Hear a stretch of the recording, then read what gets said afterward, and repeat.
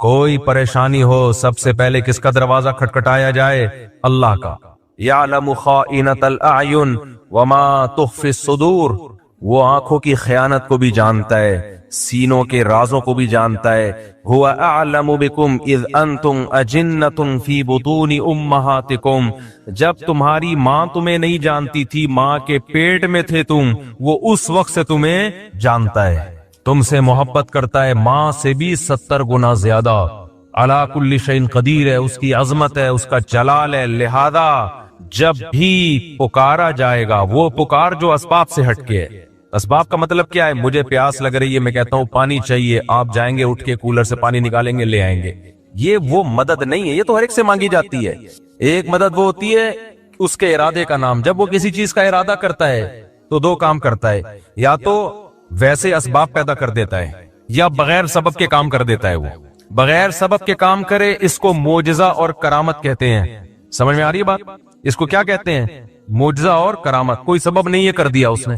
جیسے بنی اسرائیل میں ایک بندہ مر گیا، قرآن سے پتہ چلتا ہے اور آسمانی کتابوں سے بھی، قاتل کا پتہ نہیں چل رہا تھا، بڑے بڑے ہو رہے تھے، بے گناہ لوگوں پہ الزامات لگ رہے تھے، اللہ نے اس مقتول کو زندہ کیا، اس مقتول نے کھڑے ہو کے نام بتایا میرا قاتل یہ اللہ نے مدد کی سبب کے بغیر۔ یہ ہوتا ہے یہ معجزہ، کرامت۔ کرامت اب بزرگوں کی ہوتی ہے اور معجزہ پیغمبروں کا۔ فرق صرف اتنا ہے کہ کرامت پر ایمان ضروری نہیں ہے جب تک کہ وہ قطعی دلیل سے ثابت نہ ہو۔ اگر قطعی دلیل کے بغیر ہے تو اگر آپ کو بیان کرنے والے پر اعتماد ہے تو مان لیں، بیان کرنے والے کے بارے میں آپ کا خیال ہے پھینک رہا ہے لمبی لمبی، تو نہیں مانے۔ ان معجزے کا انکار نہیں کر سکتے آپ، لیکن قرآن میں کچھ کرامتیں ایسی ہیں کہ ہیں وہ کرامت لیکن ماننی پڑیں گی، کیونکہ بیان کون کر رہا ہے؟ قرآن بیان کر رہا ہے۔ اسی طرح بیان کرنے والا قابل اعتماد ہے، آپ کو پتا ہے یہ جھوٹ نہیں بولے گا، پھر بھی آپ انکار کر رہے ہو تو یہ کرامت کا انکار نہیں ہے، پھر خدا کی قدرت کا انکار ہے۔ میں نے شہیدوں کے خون کی خوشبو خدا کی قسم اپنی ناک سے سونگھی ہے۔ اب جس کو مجھ پہ اعتماد ہوگا مان لے گا یار اللہ کی قدرت ہے، بندہ شہید ہوا اور اس کے خون سے اللہ نے خوشبو پیدا کر دی۔ لیکن آپ کو اگر مجھ پہ اعتماد نہیں ہے، آپ کا خیال ہے یہ مولوی صاحب پھینکو ہیں، تو نہ مانو آپ۔ لیکن آپ کا خیال ہے کہ مولوی صاحب پھینکو نہیں ہے، کیوں پھینکوں گا بھائی؟ کیوں جھوٹ بولوں گا میں؟ اتنی بڑی قسم مسجد میں منبر پہ بیٹھ کے کیوں اٹھاؤں گا؟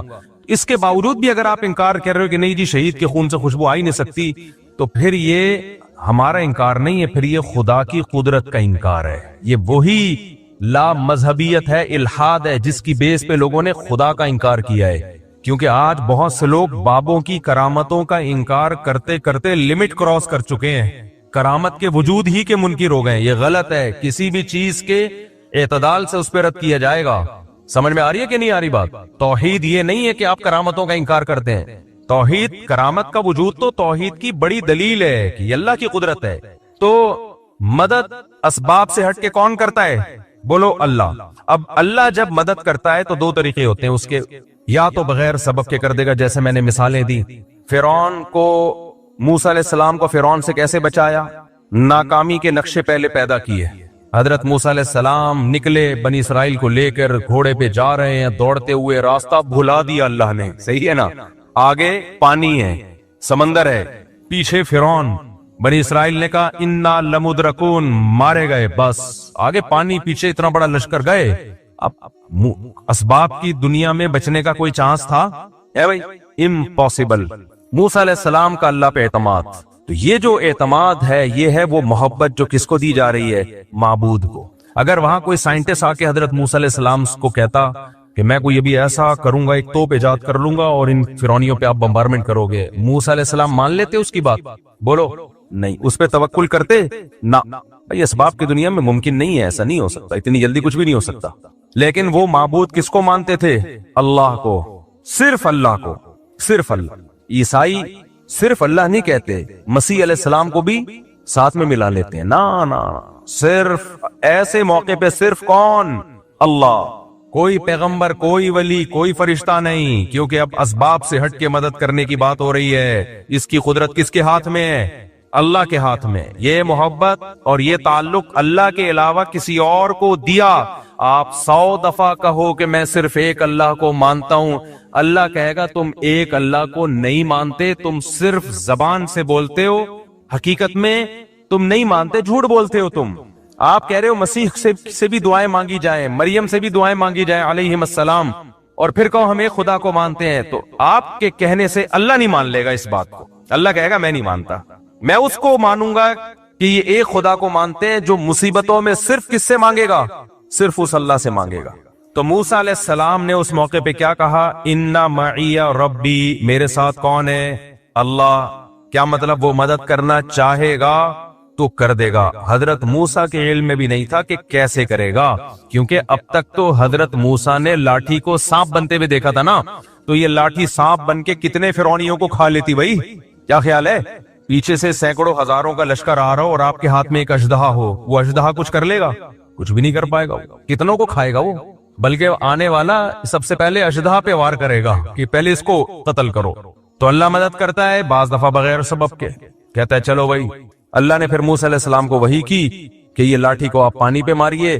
حضرت موسیٰ نے لاٹھی پانی پہ ماری اور فَكَانَ كُلُّ فِرْقٍ كَالطَّوْدِ الْعَظِيمِ، وہ جو پانی تھا دو پارٹ میں ڈیوائیڈ ہو کے پہاڑوں کی طرح کھڑا ہو گیا، سارا جمع ہو گیا ایک طرف. اس سے بھی پتا چلتا ہے کہ معجزہ ہو یا کرامت ہو، اس میں ولی یا پیغمبر کے ارادے کا دخل نہیں ہوتا. بہت سے لوگ کہتے ہیں جب موسیٰ علیہ السلام لاٹھی کو سانپ بنا سکتے ہیں، سمندر کے دو ٹکڑے کر سکتے ہیں، تو ہمارے نبی مشکل کشا کیوں نہیں ہو سکتے؟ بھائی نہ موسیٰ علیہ السلام مشکل کشا، نہ سید الانبیاء مشکل کشا. مشکل کشا صرف ایک اللہ کی ذات ہے جس کے پاس اختیارات ہیں. حضرت موسیٰ کے پاس اگر سمندر کو توڑنے کا اختیار ہوتا تو خود سے کر لیتے نا یہ کام. وہ تو اللہ نے کہا کہ اے موسیٰ آپ لاٹھی کو پانی پہ ماریے. حضرت موسیٰ کو نہیں پتا کیا ہونے والا ہے، آپ کو جو حکم دیا جا رہا ہے آپ اس پہ عمل کریں. اب یہاں ایک سوال پیدا ہوتا ہے کہ لاٹھی کو پانی پہ مارنے کی کوئی سائنٹیفک لاجک ہے؟ کبھی دنیا میں ایسا ہوا کہ لاٹھی کو پانی پہ ماریں تو پانی ٹھہر جائے؟ ہل جاتا ہے اور زیادہ. تو سوال پیدا ہوتا ہے کہ اللہ ڈائریکٹ کیوں نہیں اللہ نے کر دیا؟ موسیٰ علیہ السلام نے اللہ سے کہا کہ اللہ ہماری مدد کر، اللہ نے کہا ٹھیک ہے، اور پانی کو روک دیا اللہ نے. کیا خیال ہے بھائی؟ روک دیتے اللہ تعالیٰ کلمہ کن کی طاقت سے، چلو بھائی نکل جاؤ. موسیٰ کو ملک بہت سارے لوگوں کو زبانی یاد ہوتی ہے، اور جن کو نہیں یاد ہے ان کو چاہیے کہ وہ یاد کر لیں. رسول اللہ صلی اللہ علیہ وسلم نے روزانہ عشاء کے بعد سورہ ملک پڑھنے کی ترغیب دی ہے. فرمایا تبارک الذی بیدہ الملک وہو علی کل شیء قدیر، بہت برکت والی ہے وہ ذات جس کے ہاتھ میں بادشاہی ہے. وہو علی کل شیء قدیر، اور وہ ہر چیز پر قدرت رکھتا ہے. الذی خلق الموت والحیات، یہ وہ ذات ہے جس نے موت کو بنایا اور زندگی کو بنایا. لیبلوکم ایکم احسن عملا، تاکہ وہ تمہیں آزمائے کہ تم میں سے کون ایسا ہے جو اچھے اعمال کرتا ہے. بہت عجیب آیت ہے.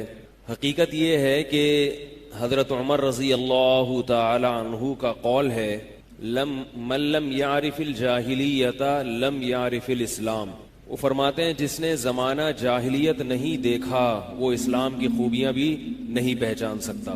تو ہم اور آپ چونکہ مسلم گھرانے میں پیدا ہوئے، یہ باتیں بچپن سے سنتے آ رہے ہیں، اس لیے ہمیں ان باتوں کی اہمیت کا اندازہ نہیں ہے.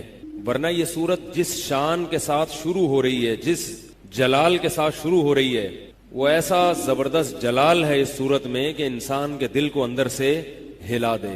اور ہمارے دل میں، ہمارے ضمیر میں اٹھنے والے بہت سارے سوالات کا اس سورت کے شروع میں اللہ نے جواب دے دیا. تبارک